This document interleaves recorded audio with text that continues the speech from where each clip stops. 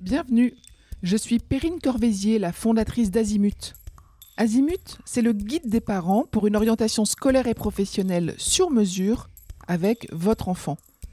Nous nous appuyons sur près de 100 spécialistes de l'orientation pour vous informer et vous conseiller. Pour découvrir l'ensemble des ressources Azimut, rendez-vous sur azimut-orientation.com. Vous pourrez notamment vous inscrire à notre newsletter. Je laisse place maintenant au contenu de cet épisode. Bonne écoute. Bonjour à tous, je suis chez IGS RH à Paris, en présence de Delphine Gauter, responsable des relations entreprises, et Ludovic Tafanel, directeur des programmes. Et nous allons parler du bachelor RH et transformation digitale. Ludovic, racontez-moi ce qu'est l'IGS RH. Alors l'IGS RH, comme son nom l'indique, c'était la première école historiquement du groupe IGS, qui est devenu Igencia Éducation depuis. Et c'est une école qui s'est très tôt spécialisée sur les métiers des ressources humaines. L'objectif de l'IGS RH, ça a toujours été de former des professionnels de la fonction RH avec un ensemble de savoir-faire, dans une vision globale de la fonction, afin d'avoir du coup des acteurs opérationnels, on a vraiment une pédagogie professionnalisante, qui sont en mesure d'accompagner la croissance des entreprises et la transformation des entreprises. La formation dont on parle aujourd'hui, est-ce que vous pouvez m'en dire quelques mots ? Alors, c'est un bachelor, donc ça dure 3 ans, mais sinon, qu'est-ce qu'on y apprend ? Alors, c'est notre dernier né, finalement. Ce bachelor, il a 6 ans. Historiquement, l'école a, pendant 45 ans, surtout formé post-bac plus 2, post-bac plus 3. Et puis, on s'est rendu compte que les programmes avaient beaucoup bougé au lycée, que les lycéens n'étaient plus exactement les mêmes et que les jeunes avaient des aspirations, notamment à participer aux questions sociales et sociétales. Et la fonction RH y répond directement.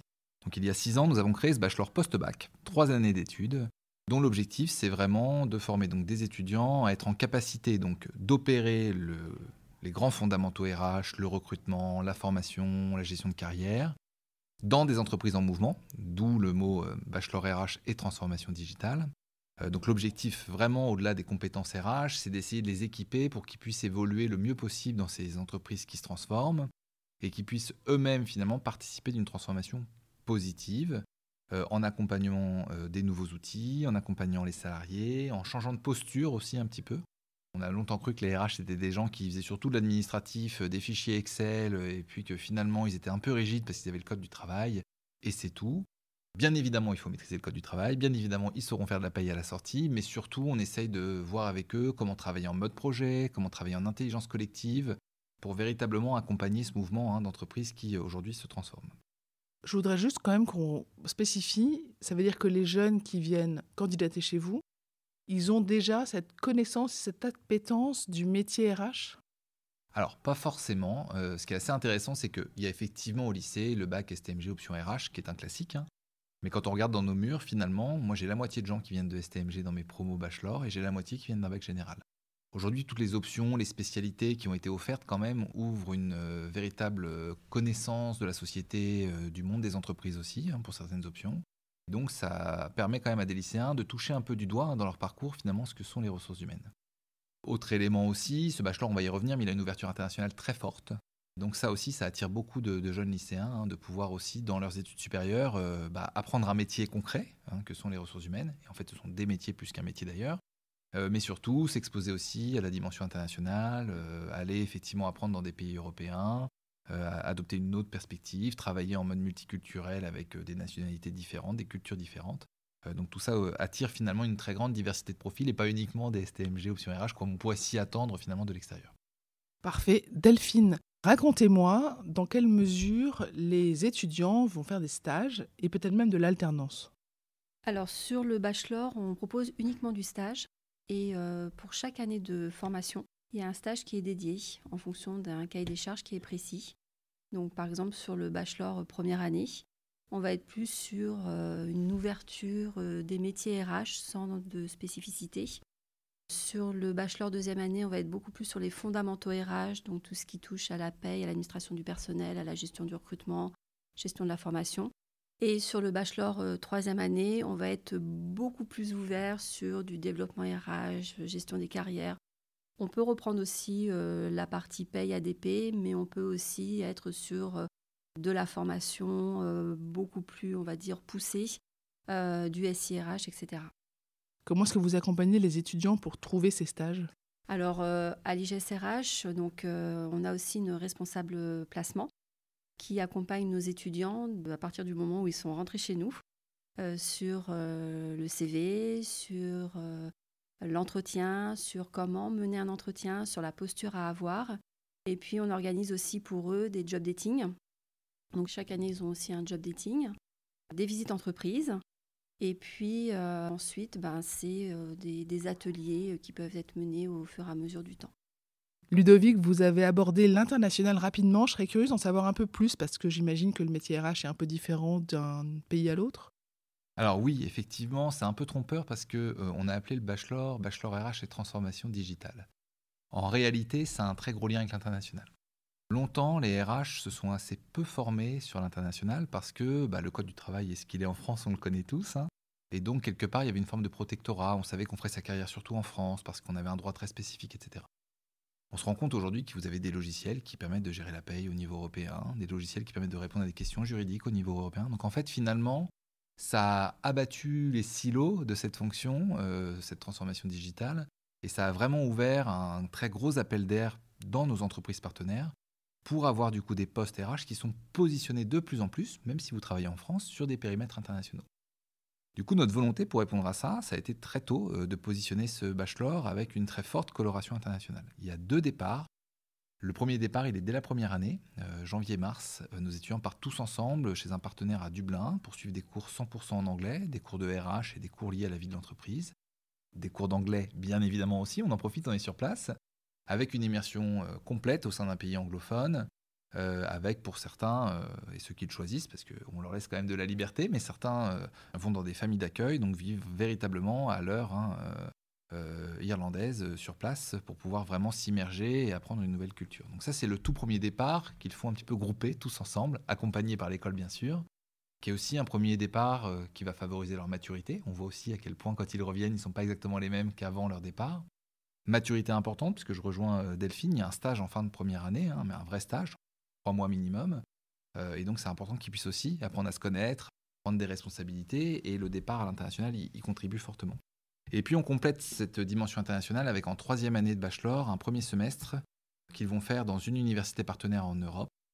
On a une douzaine de choix différents. Donc là, vraiment, chacun part un peu de son côté, entre guillemets. Donc, c'est une vraie expatriation pour eux. Il y a 2-3 places par partenaire, donc ils sont un peu obligés de choisir. Et au-delà de choisir et de partir seul, ce qui est vraiment intéressant pour nous, on a fait un gros travail avec Eloane qui travaille sur les partenaires internationaux pour avoir des programmes qui soient des programmes RH, du coup avec une autre coloration. Donc quand ils font leur choix, ils choisissent un pays, parfois parce qu'ils aiment le pays, ils choisissent parfois de partir avec un copain quand même si on essaye que ce ne soit pas le critère premier, on va être honnête. Mais surtout, ils choisissent aussi le programme. Si vous allez aux Pays-Bas, le programme s'appelle RH et bien-être au travail, parce que c'est important pour eux. Si vous allez en Scandinavie, vous aurez des pays qui seront un petit peu plus sur les relations sociales.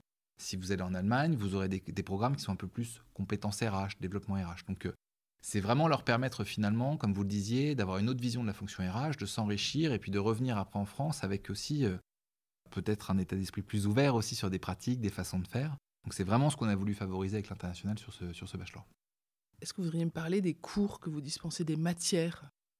Alors, on a un enseignement qui est un enseignement professionnalisant, ça va avec l'ADN de l'école. Donc déjà, ce sont des petits groupes, hein. On a 20-25 étudiants maximum par groupe, c'est important pour nous. Ce sont des professionnels RH et des académiques qui leur donnent cours, mais l'objectif dès le premier jour de cours, une fois qu'ils intègrent l'école, sortie du bac, on commence à rentrer dans les domaines RH. Donc en fait, on a construit le programme non pas tant par matière, mais plutôt par vie de l'entreprise. La première année, ils sont vraiment exposés à toutes les problématiques RH que rencontrerait une start-up. Premier contrat de travail, première paye à sortir, première question du personnel. Et donc, on va construire toute la première année autour de ces éléments-là pour qu'ils puissent être opérationnels à la fin de la première année, une fois en entreprise. Deuxième année, l'entreprise grandit. Donc là, il faut que je mette en place un vrai processus de recrutement. Possiblement, je digitalise. Où est-ce que je mets du digital? Où est-ce que j'en mets pas? Que je forme mes salariés, parce que j'ai des obligations de formation. Pareil, comment le digital rentre aussi dans cette formation. Et on va vraiment aller chercher un petit peu tout ça. Et puis, troisième année, eh bien, l'entreprise a grandi. C'est une ETI internationale. Donc là, j'ai des enjeux parce que j'ai des partenaires sociaux, donc il faut que j'anime un CSE. Je dois gérer des carrières au long cours. Donc en fait, on a essayé de découper de façon didactique, entre guillemets, l'apprentissage de la fonction année après année pour qu'ils puissent finalement, année après année, se confronter à des contextes de plus en plus complexes, de plus en plus grands. et qui puissent se professionnaliser de plus en plus sur l'ensemble des domaines RH. C'est intéressant cette progression qui mimique l'évolution de l'entreprise. C'est sûrement très concret pour eux. Ils sortent du bachelor avec quel diplôme? On a eu l'excellente bonne nouvelle cette année d'avoir donc le visa du ministère de l'Enseignement supérieur. Donc nous sommes la seule école RH en France à le posséder. Nous avions historiquement et nous avons toujours les reconnaissances RNCP du ministère du Travail qui portent sur la qualité de l'insertion, on y reviendra plus tard, notre capacité à avoir des programmes qui sont vraiment en lien avec les compétences attendues par les entreprises. Mais la reconnaissance de l'enseignement supérieur est un élément supplémentaire parce que eux, ils viennent vraiment regarder la qualité du programme, la qualité des professeurs, la qualité de l'accompagnement. Et donc, on a eu la très bonne nouvelle en janvier 2025 d'avoir le visa pour 2 ans, ce qui fait que nous sommes entrés sur Parcoursup cette année en tant que formation RH. Et c'est du coup pour nous une très belle récompense des efforts que nous avons menés depuis 6 ans sur ce programme. Effectivement. Delphine, on va revenir vers vous. Une fois qu'ils sont diplômés, les alumni, qu'est-ce que vous en faites? Est-ce que vous en avez beaucoup? Est-ce que vous les animez? Est-ce qu'ils reviennent dans l'école? Alors, ce qu'il faut savoir, c'est que les bachelors, en général, ne vont pas sur le marché du travail. Ils continuent chez nous. Ils pensaient terminer, mais en fin de compte, non, ils sont bien chez nous, donc ils restent chez nous. Ils continuent sur de l'alternance, pour la plupart, donc sur le titre responsable du développement des ressources humaines. Et ensuite, ils ne terminent pas, hein. Ils continuent encore sur le M2, donc le manager des ressources humaines. Et là, pour le coup, certains vont sur de l'alternance, mais aussi d'autres vont sur le parcours international, qui est l'International Human Resources Management. Et là, ils retournent sur le parcours initial avec un stage de 6 mois à l'international et sur un périmètre international. Donc, ils ne sont pas encore alumni à la sortie du bachelor. Toujours pas alumni, effectivement. Ils en ont encore pour au moins 2 ans. c'est ça 27 mois. Voilà. Et qu'est-ce qu'ils font comme métier après? Donc après, pour la plupart, ils sont sur des postes de gestionnaire RH. On en a responsable ressources humaines junior, parce que il y en a qui se démarquent aussi. Beaucoup sont aussi sur de la mobilité, sur la gestion des carrières, sur du développement RH. Ceux qui ont une appétence pour les chiffres vont aussi sur des postes de responsable en Comp & Ben ou sur du SIRH, des métiers qui sont très demandeurs et pour lesquels il y a très peu de candidats. Donc là, c'est vraiment opportun pour eux. Donc en tout, on a 20 000 alumni quand même de l'IGSRH depuis la création. Et ce qu'il faut savoir, c'est que dans une belle entreprise, on a un cadre RH qui vient de l'IGSRH. Donc ce qui n'est pas rien aussi. Oui, c'est bien. Belle reconnaissance Exactement. à la fois du diplôme, donc ça c'est super, Et des professionnels. et aussi des professionnels. Oui. Vous fonctionnez avec des partenaires, des entreprises partenaires? Oui, tout à fait. Alors en fait, dans le groupe Igencia, on a une pléthore d'entreprises, environ 10 000 entreprises partenaires. On a des partenaires qui nous font confiance depuis des années, par exemple la BNP, avec qui on travaille sur justement les bachelors. On a aussi là, par exemple, des job dating qui ont lieu aujourd'hui pour nos bachelors en 3e année. On a comme entreprise Koenagel, Monoprix, Otaco, Crit Intérim, le groupe Accor qui sont venus rencontrer nos étudiants pour leur proposer un stage.